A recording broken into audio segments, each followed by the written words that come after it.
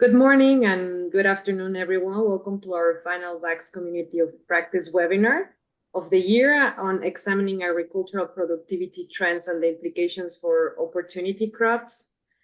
Today's session is co-hosted with the Global Agricultural Productivity Initiative, GAP, at Virginia Tech.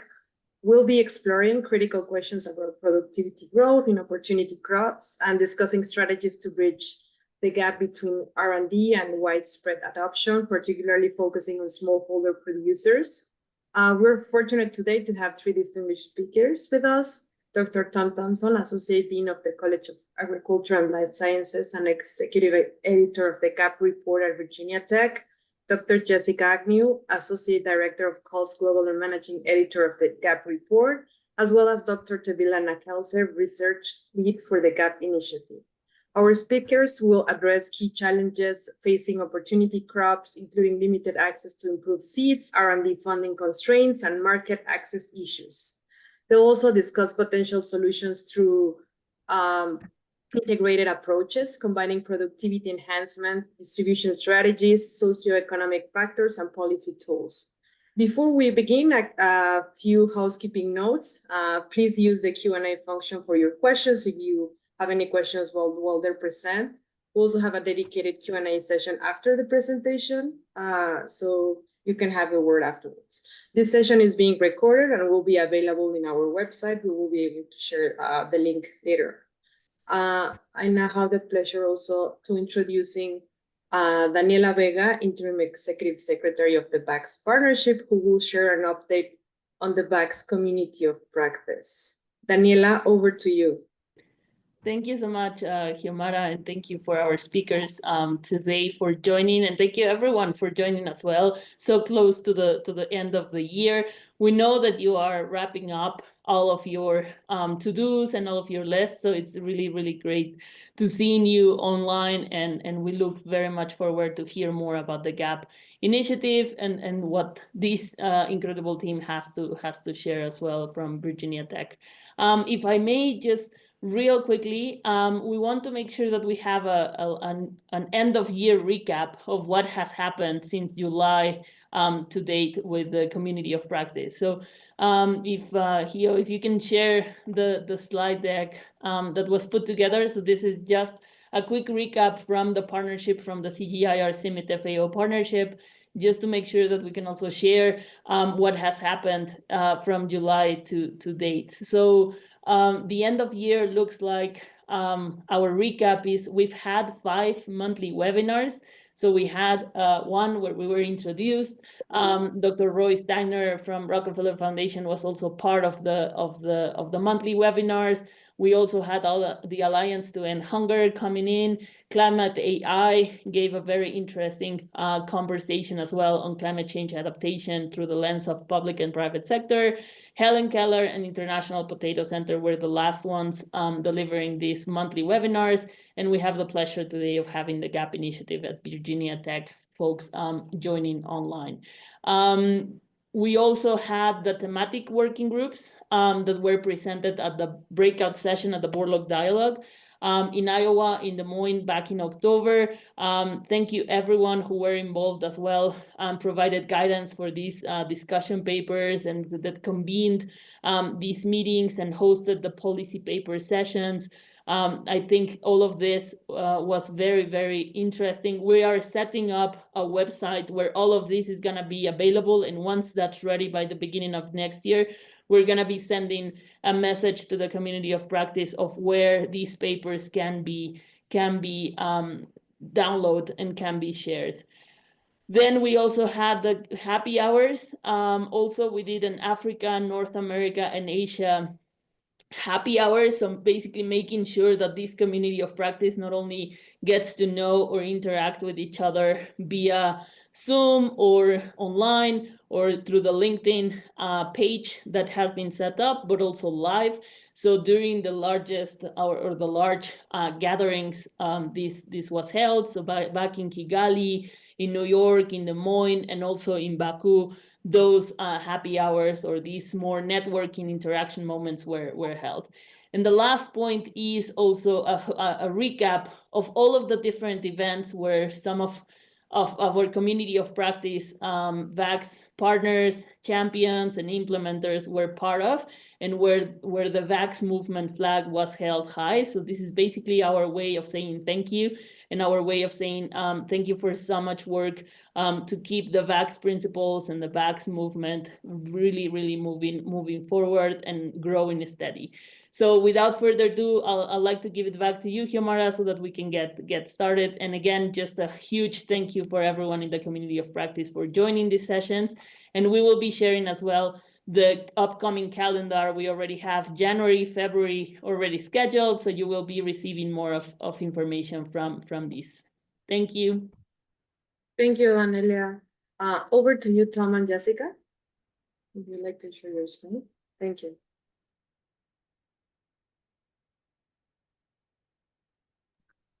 Well, great. Thank you so much. I hope you're seeing the slides okay.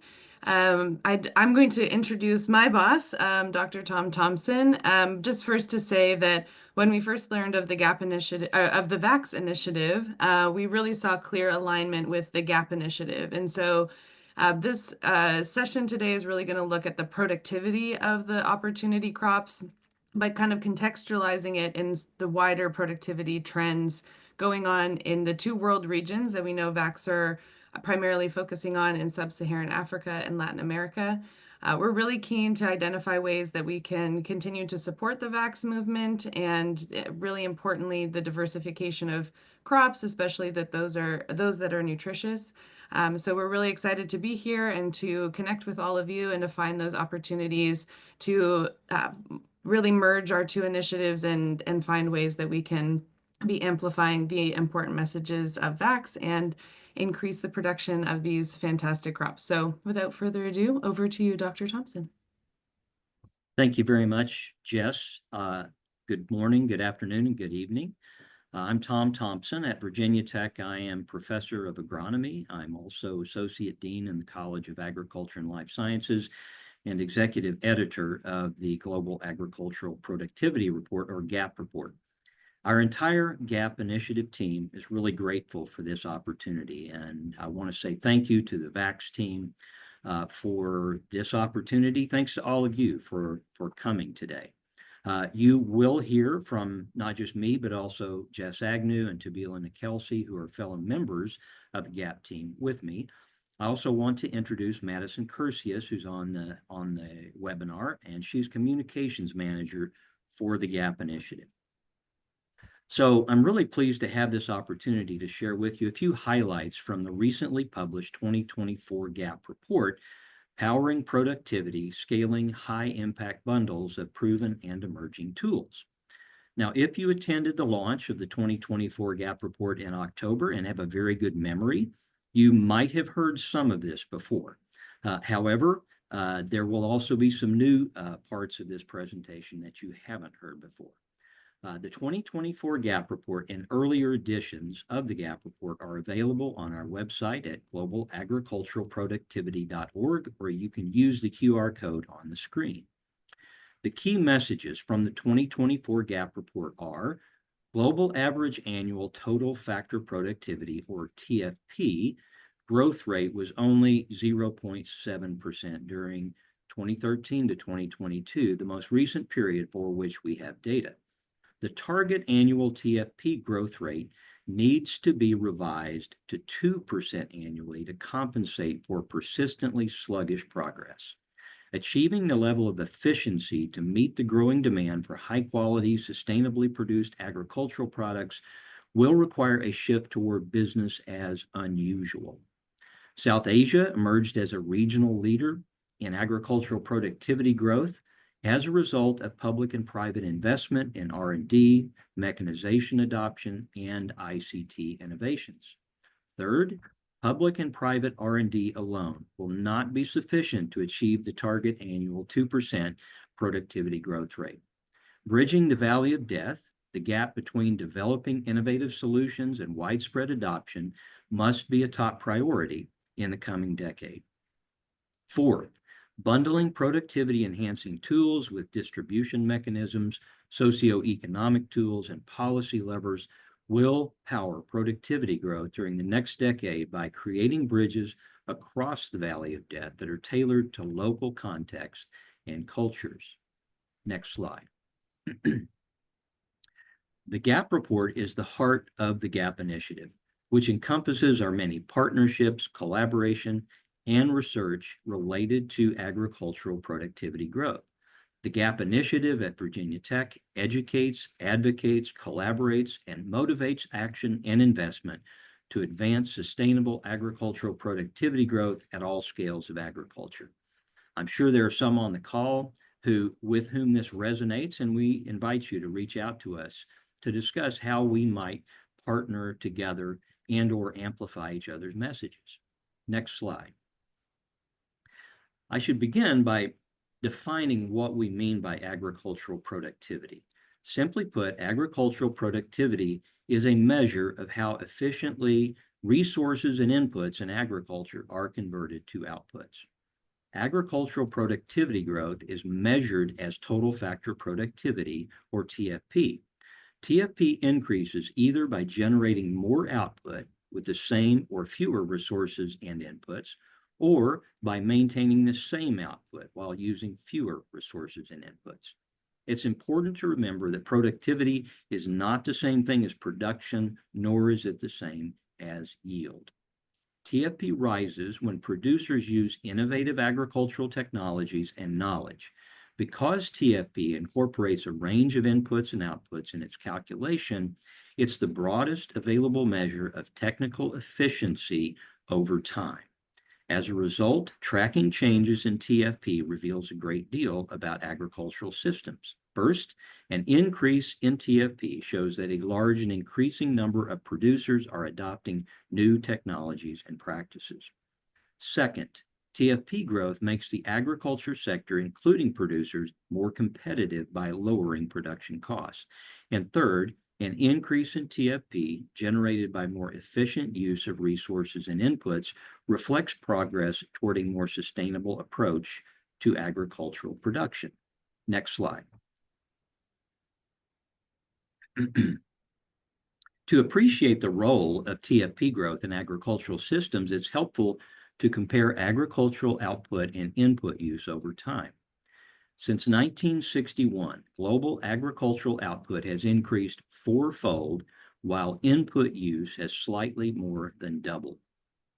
The distance between the two lines on this graph reflects the output that can be attributed to increasingly efficient use of agricultural resources and inputs. Comparing agricultural input to output use over time demonstrates the essential role of TFP growth in the sustainability of agricultural systems. Next slide. Okay, so the GAP index was created when the GAP report was born in 2010. The idea behind the GAP index is to project the TFP growth necessary to meet global demand for agricultural products by 2050, while limiting the geographical and ecological footprint of agriculture to 2010 levels. The GAP index is estimated from the USDA ERS Global Agricultural Productivity Data Set, which includes country-level data from sources such as FAO, International Labor Organization, and others. The GAP index accounts for 200 agricultural commodities and land, labor, capital, and material use in agriculture. Please note that with this data set, we can't estimate TFP growth trends for individual crops, not yet anyway, due to data limitations and econometric modeling constraints. Next slide.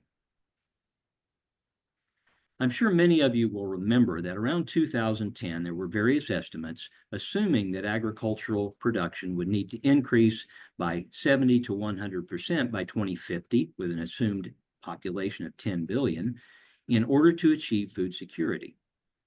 It's of course difficult to predict future demand due to high uncertainty regarding the drivers. Agricultural output can be increased by expanding agricultural demand, by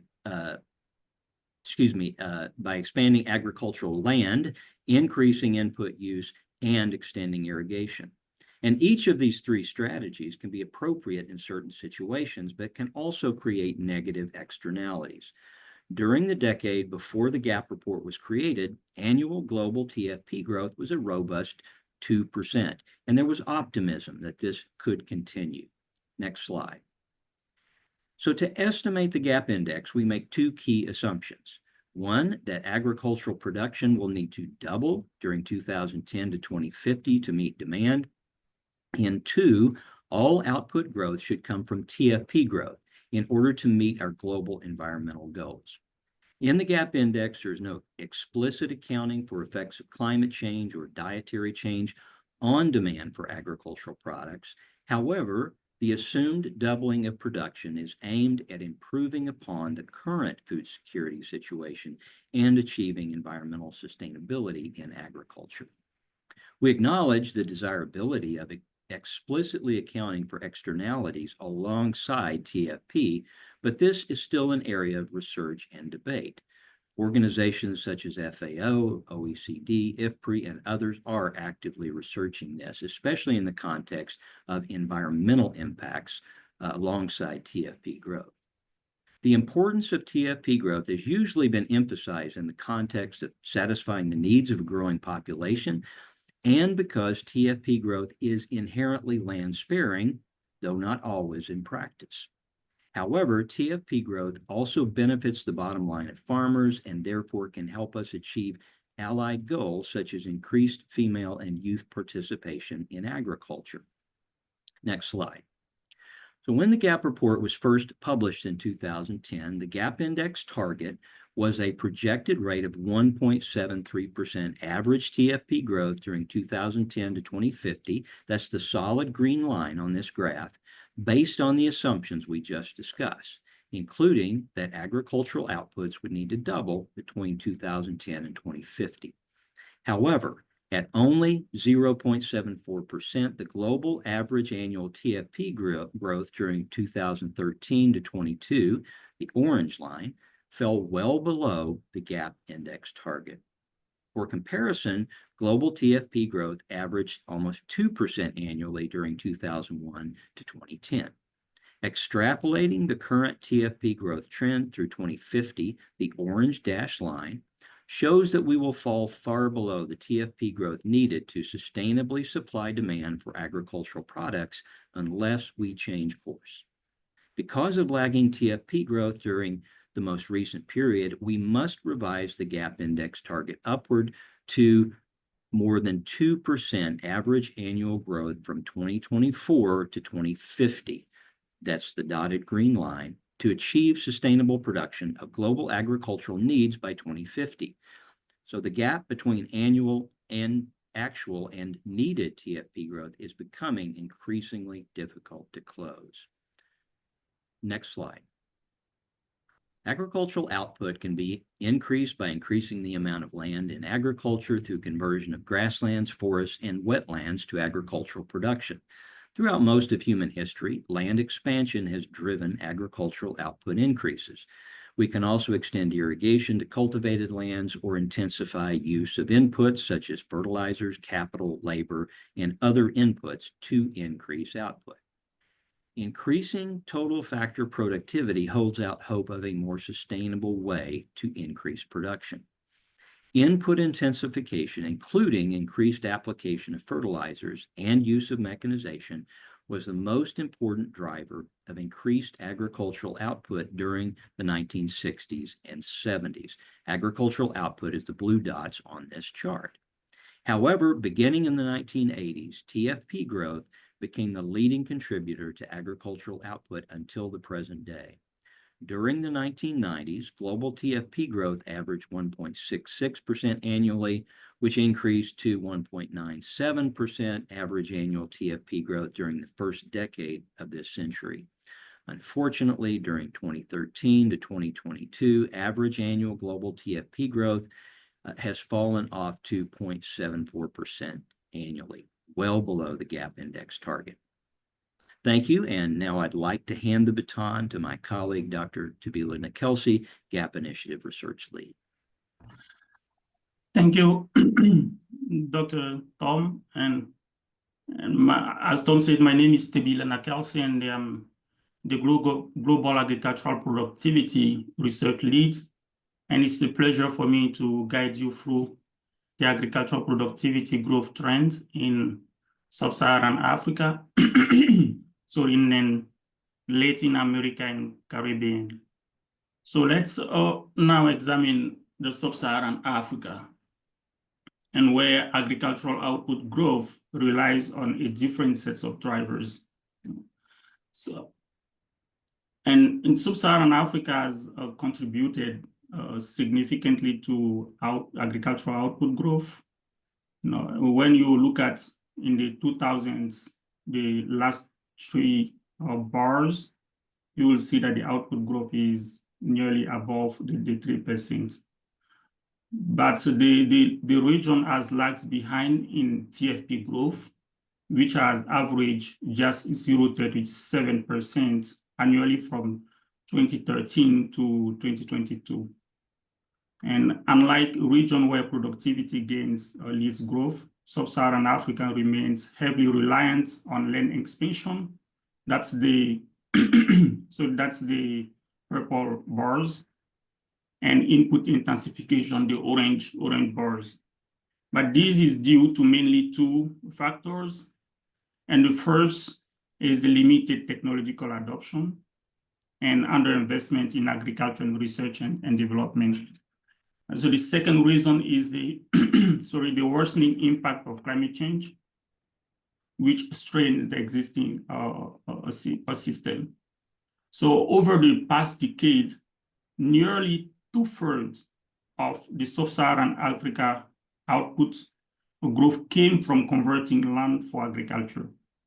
So while this increases production, it has significant environmental costs, including deforestation, biodiversity loss, and the path forward requires a shift towards sustainable productivity gains driven by innovation, better resource management, and of course, policies that incentivize adoption of new agricultural technologies. So hiding these challenges will, we believe, enable the Sub-Saharan Africa to balance food security, economic growth, and environmental protection. So now let's examine how TFP growth, next slide, TFP growth varies across countries within Sub-Saharan Africa. This scatter plot shows the relationship between the TFP growth on the x-axis and agricultural output growth on the y-axis for countries in Sub-Saharan Africa from 2013 to 2022. So let's break down. So the first quadrant, the upper right quadrant, that's the quadrant of the high productivity growth with the positive productivity growth and positive output growth. So countries in these quadrants achieve TFP growth alongside increasing output growth. And these countries demonstrate the impact of innovation and targeted investments. And this is the place where all country wants to be. So when we take the upper left quadrant, this is labeled as the output growth driven by inputs. So we have in these quadrants the negative or TFP growth, but the output growth, meaning that the output growth is likely driven by input intensification in these quadrants.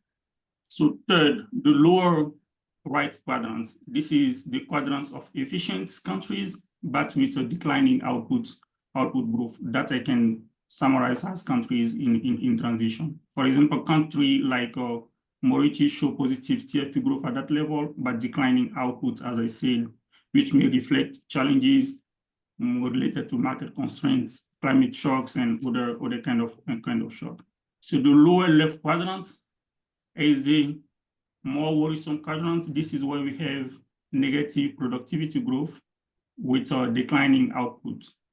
For example, countries like Botswana, Cabo Verde face declines in both TFP and the output growth, signaling systemic challenges such as underinvestment and other issues that needs to be unearthed. So this visualization highlights the uneven progress in Sub-Saharan Africa with opportunities to scale productivity, enhancing innovation, in leading countries, while addressing also constraints in struggling one. So what about the Americas? Next slide.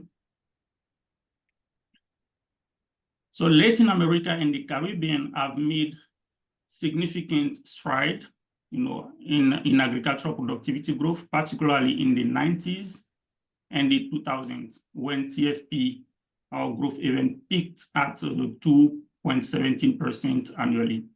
And this was driven by technology adoption, improved inputs, and modernization of agricultural system. However, during the period 2013 and 2022, that's the last bar, the TFP growth declined sharply to just 0.11% annually, while input intensification such as the fertilizer capital become dominant driver of output growth in this region.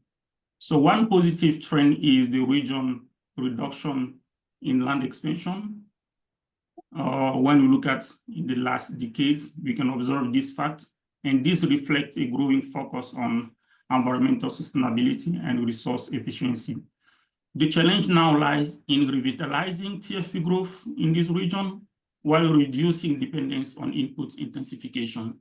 The strategic investment in innovation, improved resource management, and strong policy support also will be essential to ensure that the long-term productivity gain is combined with environmental resilience. So next slide. Now let's examine how TFP growth varies across countries within the Americas. This scattered plot, as the scattered plots before, also graph the TFP growth on the x-axis and agricultural output growth on the y-axis. And we have mainly 4 key takeaways for this graph. The upper quadrants, same thing like in the case of Africa, the countries like Ecuador, Dominican Republic, Nicaragua achieve strong TFP growth alongside significant increase in output growth. And these highlight success in adoption of productivity enhancing in innovation. Same thing also, we have the lower left quadrants here. That is regroup countries, small countries from the highlands. And we have also the orange quadrants depicted by Argentina, Guatemala, Paraguay, where we can observe the negative TFP growth, but combined with the positive output growth, meaning that the output growth is most likely driven by input intensification in these quadrants. So again, this analysis highlights the diverse productivity landscape in Americas with a significant opportunity to scale innovation and support countries struggling with stagnant or negative growth. So why is productivity important for the opportunity of crops? So a focus on the productivity growth, we strongly believe, can deliver value across different dimensions. And we have identified your 4 dimensions. First, for producer, we think that the productivity growth drives profitability and growth, and it helps to advance the livelihood of smallholder farmers. The second is the societal benefits, with improvement of nutrition, enhanced food security, promotion of gender balance and inclusion, and also by empowering the community productivity strengths and societal resilience. The third reason is the economic at large is the productivity-led agriculture foster inclusive economic growth, create jobs, reduce poverty, and drive agricultural transformation. And finally, the environmental, we think that the greater productivity, allow resource conservation, ecosystem regeneration, and biodiversity preservation. Therefore, by producing more efficiently, productivity growth reduces our environmental footprint while supporting food and nutrition security. Ultimately, a productivity growth focus ensures that farmers, community, and environment can thrive together. Unlocking the full potential of opportunity crops will be essential for increasing productivity to protect the environmental and increase the farmer income and livelihoods. So I will now hand over to my colleague, Dr. Ike Agnew. Thank you. Hello, everyone. Madison and I have got to the bottom of the sabotage that happened earlier in this presentation. So someone clearly doesn't like agricultural productivity. So I think we're on the right track. But I think we learned an important lesson here about digital safety and the possible perils of digital technologies.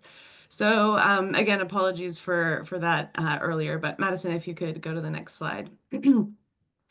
So while we can't track the trends of total factor productivity growth by crop because of data limitations and some econometric considerations, and our understanding of productivity crops is limited, and this is going to be limited to scholarly research or white papers, which is a bit of a challenge since it's not always up to date. It takes time to publish. They can be country or province specific. The evidence that we do have does point to some categories that we can allocate the different opportunity crops to in terms of the outlook for productivity growth for the different opportunity crops. So we found 4 main categories as we were reviewing the evidence. And the first is those that are trending positive and have some really strong momentum, some scientific gains in productivity, a significant investment in research and development. So the common theme amongst these crops is that they are popular and tend to be widely consumed. As we know, in Ethiopia, teff is widely consumed, and these crops have substantial investment. There's been substantial investment made in these crops. There tends to be a clear economic case for investment. For example, in Tanzania, African eggplant received significant investment in collaboration with CGAR centers, and in so doing created $5 million in economic gains. So these crops, I think, there needs to be a priority and continue to invest in this momentum so we can really get up and over that hurdle of achieving productivity growth for those that are already well underway. Then we have those where there's a lot of regional variation. So we see productivity gains in some areas, but not in others. We may also see mixed trends. So we may start to see an uptick in productivity growth and then a fall off. And that can largely be due to the varieties available. And also these particular crops may have a harder time building a coalition or really gathering support for investment. So it may change between political administrations or as global trends in food and nutrition security are changing. And so this ebb and flow in prioritization may be constraining the uptick in productivity growth due to lack of investment in research and development and the associated structures that we need to make sure that the producers growing these crops are actually able to access the technical expertise and advice that they need in order to improve their management practices. There are also a few crops that are really struggling to make it over the productivity growth hurdle. This may be due to lack of demand. For example, Bambara groundnut is primarily grown for household consumption. And it also may be because productivity challenges are quite unique or vary based on each individual variety. It can also be related to cycles of pests and disease related to particular crops that are really difficult to overcome. And then we also have those crops that are really emerging. So they've gained a little bit of traction or some significant traction in scientific advancements around productivity, or there's growing demand for those crops. We also see that sometimes when there's a demand or an interest beyond sub-Saharan Africa or Latin America, there may be more investment in research and development. For example, Lab is actually being tested in Virginia as an alternative summer crop. And so it's getting more attention in the literature and investment around agricultural productivity growth. So what we've learned from reviewing the information that's available, the evidence that's available on the evidence or on the opportunity crops is that investment really becomes more appealing for the different crops when there are multiple uses for the crop. So livestock feed and a food crop. When there are market channels for those crops, for example, again, Bambara groundnut, when it's largely only grown for household consumption, is going to be difficult to make a compelling case for investment in R&D. And also when producers really feel compelled to make those investments and improve varieties and management practices. So as a researcher, we're always looking for that theme saturation sweet spot, which really did come through very strongly in the literature and the evidence around the productivity of opportunity crops. So what we really see is that improved seed varieties are absolutely critical to the productivity growth story. We also see that diversified varieties that are appropriate to the agroecological zone are incredibly important. And as the Director General of CIP told me, investment in gene banks is a really critical component to this story. Access to extension, as I'm sure we all know, is absolutely essential, as well as supporting producers in the behavioral barriers or opportunities to implement improved practices, access to markets, soil health, and demand. So I'm sure I haven't said anything revolutionary. I think we're all very familiar with the challenges. So what is stopping us? So if you go to the next slide. So what's stopping us? First of all, it's very difficult, as we mentioned, to track the trends in total factor productivity growth because we just don't have the data. We don't have access to historical yield data consistently. There's also difficulty in accessing regional versus country level data that helps us to calculate that total factor productivity indicator. Production cost data is really challenging. We also have limited insights into adoption data. We're really relying on those household surveys to understand adoption and even, what are those barriers or opportunities to adoption and behavioral changes. It can also be quite difficult to quantify inputs, particularly water is a huge challenge. And even in the total factor productivity calculation that we use, we're not able to quantify that water is an input, which is obviously a critical component to productivity. We also have incomplete germplasm documentation, and so we don't have a full picture yet into the varieties and the diversification that we need in different world regions, agroecological zones, to be able to create those improved varieties. So we may be missing out on valuable genetic traits. We also don't have very good post-harvest loss data always, and so it can be really difficult to identify those points of intervention where we can simply just reduce the output that's being lost, which is a really low-hanging fruit for improving productivity. And also it's very difficult to capture labor efficiency in production and then as well in the processing and journey to market. So next slide. We also see systemic barriers. So a common lament that we hear is on the challenges related to extension services, the extensive amount of investment that it would take to create a functioning high value extension service, and also attracting new generation into those types of careers is incredibly challenging and a major barrier that we see all around the world in increasing productivity.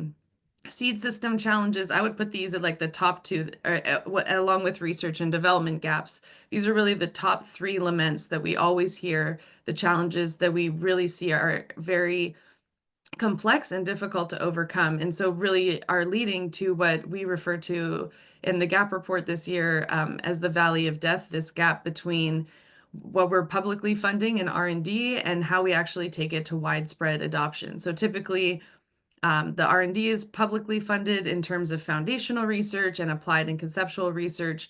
And then how do we mobilize resources after that phase in order to create that access that's needed to improve productivity?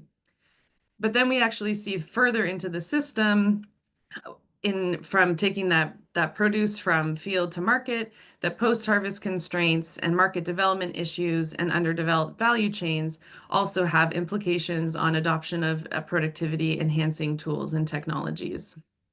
Next slide. So we provide 5 sort of broad prescriptions on policy and investment that can help to tackle some of these challenges.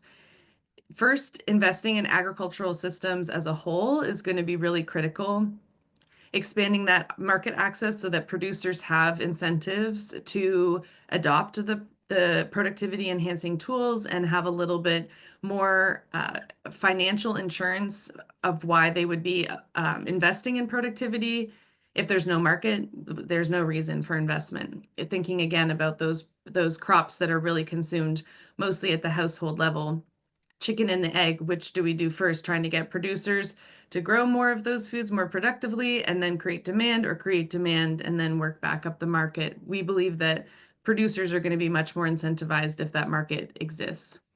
Strengthening regional and global trade, not just for output markets, but for input markets as well, ensuring that innovation that's happening in all sorts of countries in the world, from grassroots level innovation in sub-Saharan Africa, maybe needs to make its way to the US and vice versa. So really creating those two-way pathways for productivity enhancing tools. Reducing loss and improving the quality of outputs. The quality and the value of output is a key consideration in the total factor productivity calculation. And so if we can just improve the quality of the products that we're already producing, that has a significant impact on productivity growth. And then, of course, cultivating partnerships and cooperation, which the VAX effort is a really excellent example of. So I think we can probably all agree that there's no single one tool, approach, intervention, policy that's going to effectively be able to bridge the valley of death. And even within those 5 recommendations on policy and investment, you really need to draw from across public and private sector approaches, innovative ways to take the productivity enhancing tools, unlock the distribution channels and the infrastructure we need to make sure those tools are reaching, especially the last mile farmer, but even farmers who are in larger scale production as well. Then considering those socioeconomic components, and then ultimately looking to policy to drive the sustainability of these bundles and making sure that access is sustained over time. If productivity enhancing tools are only available for a small period of time, then we're not going to see the consistent growth rates that we need to be able to meet our agricultural needs sustainably.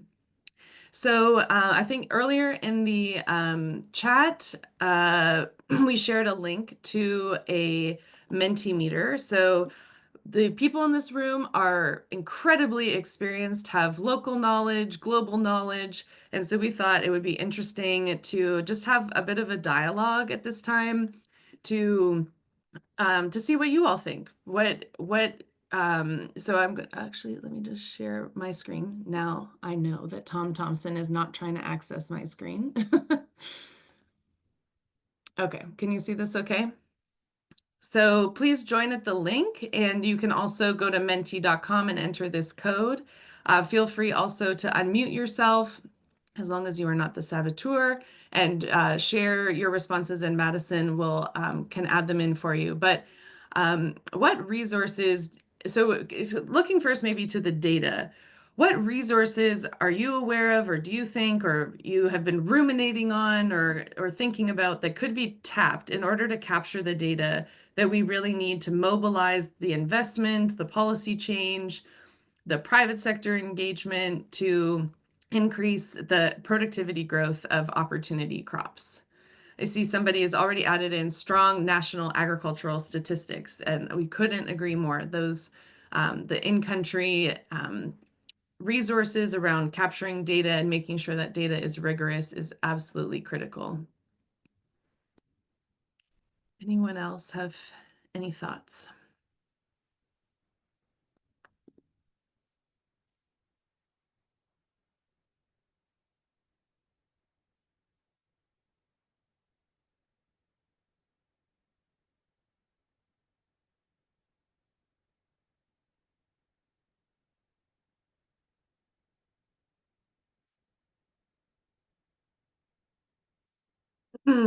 Awareness creation, absolutely.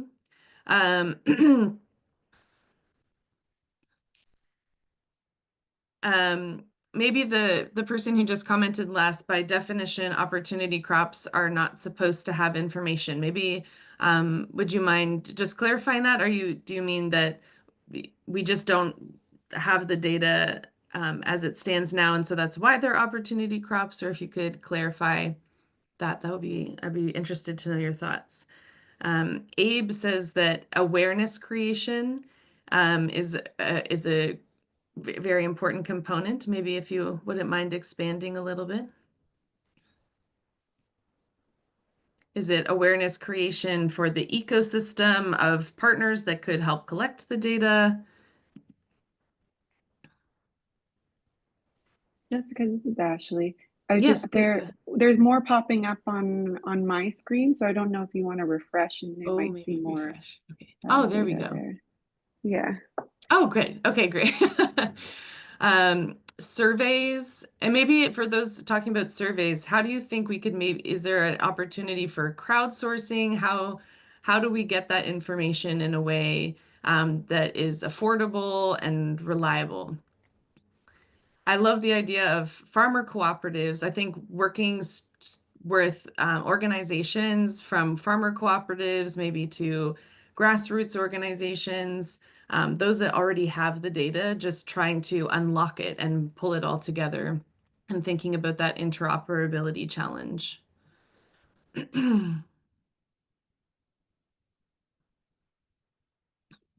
Absolutely. I mean, in a very biased uh, way, I think university research is absolutely critical and academic engagement is incredibly important.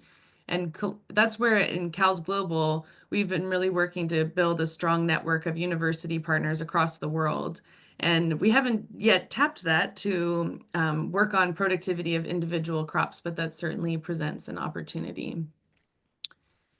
Working with national resource organization or research organizations is absolutely incredible. It is absolutely critical, and investing in FAO statistical systems, really to get it, if we can work towards getting that granular insight.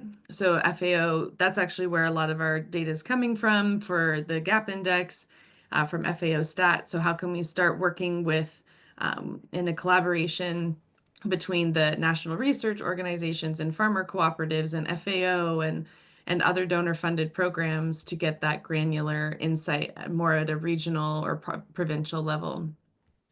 The public sensitization and government engagement is a very interesting idea. If the public knows that why we need the data and where it can come from, maybe we can activate a system from the kind of the grassroots level. I'm seeing some great comments in the chat as well. Yes, absolutely. The local producer organizations, farmer cooperatives, and helping those organizations to think about the way they're collecting data and what they're doing with it. We're working with a really cool company called Ag Unity that's developed a blockchain-based cooperative management platform that allows them to track inputs, yields, but also all the other activities that they're doing, trainings, and then how that actually translates into price premiums and sales and new market avenues, so that those points of intervention become more clear at what's most effective in increasing productivity. Okay, I think we'll go. We only have a few minutes left here, and we want to have time for your questions. So the second question is just to see if you all have any idea about what tools could be bundled to unlock increased access to improved varieties of opportunity crops. So these access to seeds is really it just came up over and over and over and over again. Access to these improved varieties. Improved varieties are what are contributing to productivity growth. So finding tools and ways to bridge that valley and those intermediaries is really critical. So Seeds to Be, that's run by the Syngenta Foundation, has sort of unlocked a model of taking seeds that are developed in the research and development space and getting it to consumers and the producers. The CGAR, we know, is also really focused on this, how the technologies are disseminated. Sharing resources on successful institutional frameworks has led to increased collaboration between farmers, researchers, and policymakers. Absolutely, that integration of stakeholders and really understanding the different needs and perspectives and creating an environment for dynamic feedback loops is really important area to invest in. Financial and investment tools, absolutely. Participatory breeding initiatives. That is very interesting, and I would love to know more about that type of approach.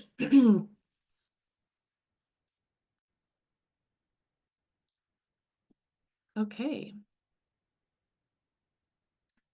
Community-based seed production. Yes, there's that component of once it's been developed, the seed, how does it actually get produced? This is something we've heard is a challenge for some of our private sector partners, is making sure that we have local workforce that knows about the process of seed production and making sure that when there is a demand that it's actually able to be met. Okay, well, we just have a few minutes left here. Thank you for your inputs and your ideas. We'll put this together, and if you're interested, I'll put my email in the chat here. And I have put together a resource on Notion, if you all use Notion, but I can also just copy and paste it into a Word document, just with a sort of a high-level summary of some of the literature around the productivity trends for each of the opportunity crops. So if there's one in particular that you're interested in, or you wanted to see a high-level overview of the themes and the trends, I'd be happy to share that. And I'll also collate these responses as well. But I'll stop sharing and just open the floor for any questions or additional comments.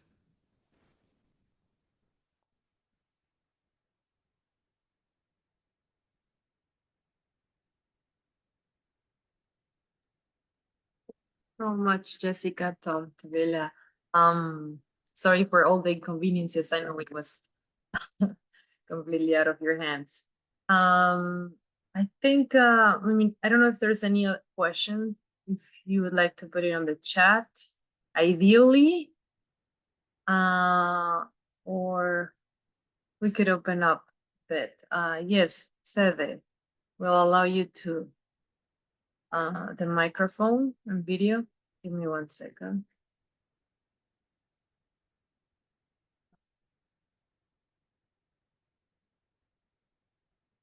Lalo, could you help me with Sede's microphone to allow for 1-2 questions? Yes, here it's already activated. Sede, if you wanna open your microphone, you can talk. Ask your question.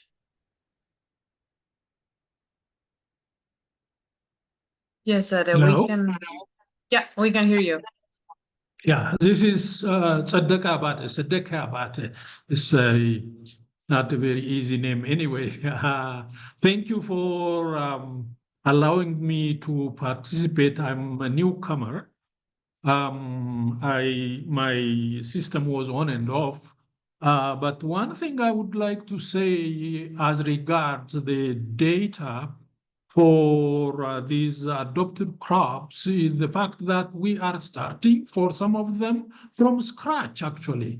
So one of the areas we are going to do to work on is getting the statistics right. And we are starting a big initiative in Ethiopia, by the way, on this crop called inset. Inset is people call it false banana. I don't like that name. It's just inset. So, I mean, it's such an important crop, but, the national governments, not only just Ethiopia, but in many places, have had narrow focus to improve the productivity of cereals at the expense of national indigenous sustainable systems. So that we don't even have productivity data for insert, which affects something like 42% of the total population of this country. So one area that we should be investing in, okay, there are priorities. We have made 4 priorities. The first tier of priorities is processing. The second in the first tier is data, correct data, having correct data. And then the second tier would be the agronomy aspect of it, improving practices, cultural practices and what have you. And then expanding this crop to areas outside its current area, both within the country and outside the country in Africa, where you have similar kind of agroecologies for this crop. So these are the things we should be aiming at. One question is the fact that, my observation, I think, Jessica, it was you who said, okay, F is doing okay, but how about maize? Maize is doing extremely well, between 2000 and 2020, we have more than doubled the yield of F.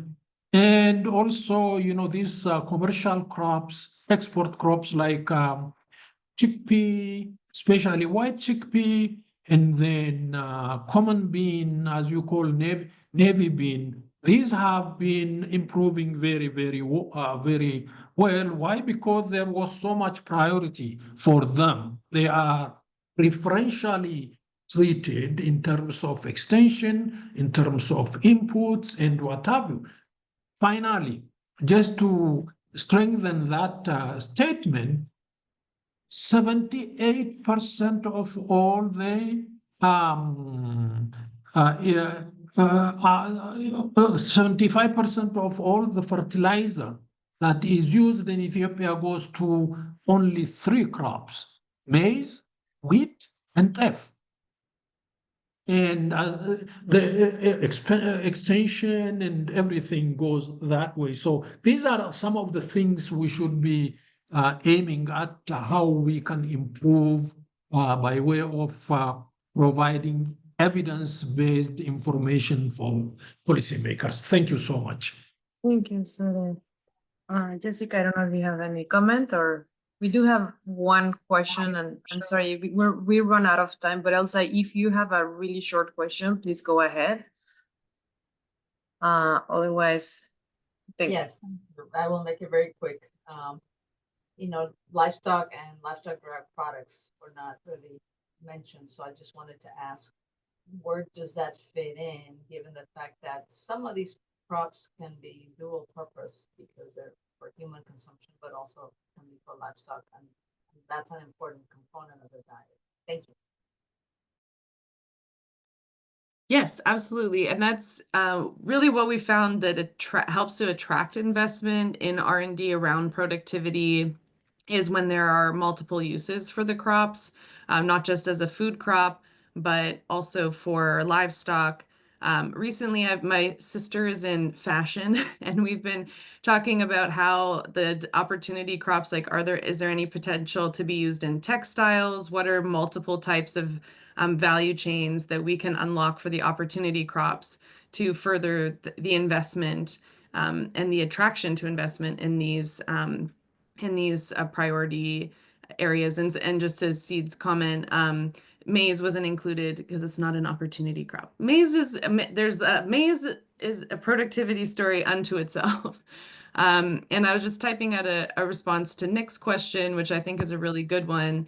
And this is sort of these 4 categories that we presented today was specifically for this presentation. So you were the first group to hear this sort of categorization and typology, which I think maybe we can start to explore a little bit deeper. But I think the goal is really that we can unlock productivity growth for the opportunity crops to attract producers to be growing these crops, to diversify our crop production and improve the health of our soils.